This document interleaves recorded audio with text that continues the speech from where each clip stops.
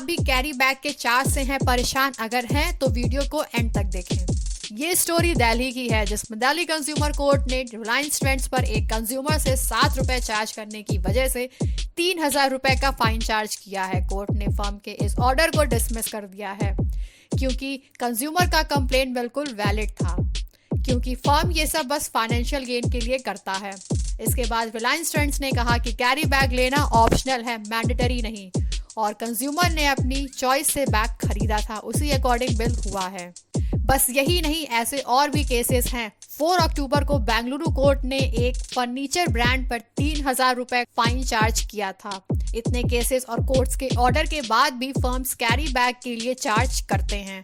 21 years old MNC worker रिया आनंद ने frustration share करते हुए कहा कि कमला नगर के एक DIY स्टोर में एक गिफ्ट बैग के लिए मुझसे 10 रुपए लिया गया था। वो गिफ्ट बैग के अलावा कोई और बैग नहीं देते हैं। वहीं 37 years old resident of east Delhi महफूज आलम ने कहा कि कैरी बैग के लिए चार्ज करना गलत है और इसे रोका जाना चाहिए। काफी टाइम से मैं अपना बैग खुद ले जाता हूँ। अकॉर्डिंग टू लीगल एक्सपर्ट्स, ये अनफेयर और इलीगल दोनों हैं। लेंदी प्रोसेस की वजह से ऐसे केसेस के सॉल्यूशंस में लगभग 4 साल लग सकता है।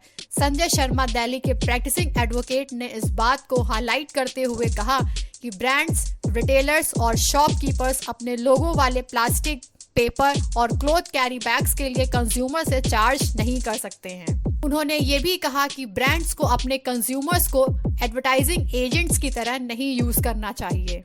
Rule 15 of plastic waste management amended rules 2018 जो स्पेशली प्लास्टिक बैग्स के प्राइसिंग को एड्रेस करता था, जिसे हटा दिया गया है। तो वेंडर्स या रिटेलर्स बैग्स के लिए चार्ज नहीं कर सकते हैं। अगर कोई इस रूल को वायलेट करता है तो कंज्यूमर्स के पास राइट है कि वो कंप्लेंट फाइल कर सकते हैं।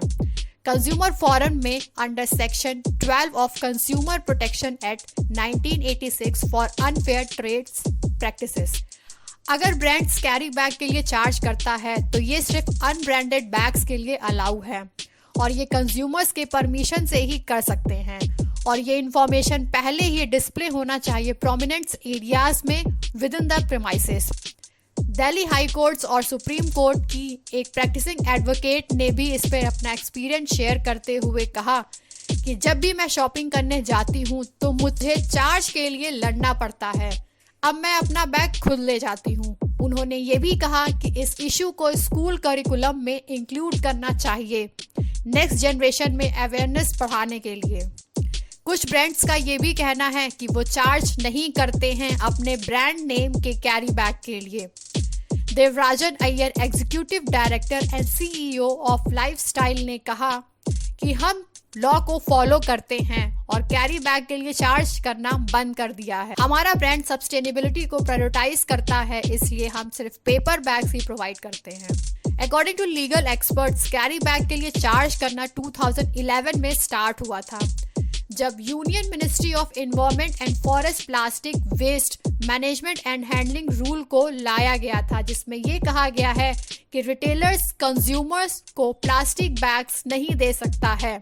तो रिटेलर्स ने क्लॉथ और पेपर बैग के लिए चार्ज करना शुरू कर दिया।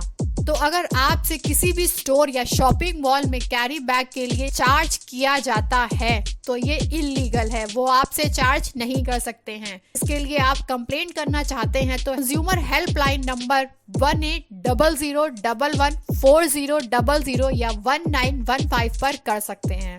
अगर वीडियो अच्छी लगी हो तो कमेंट और लाइक जरूर करें। Thanks for watching and subscribe my channel for more such content.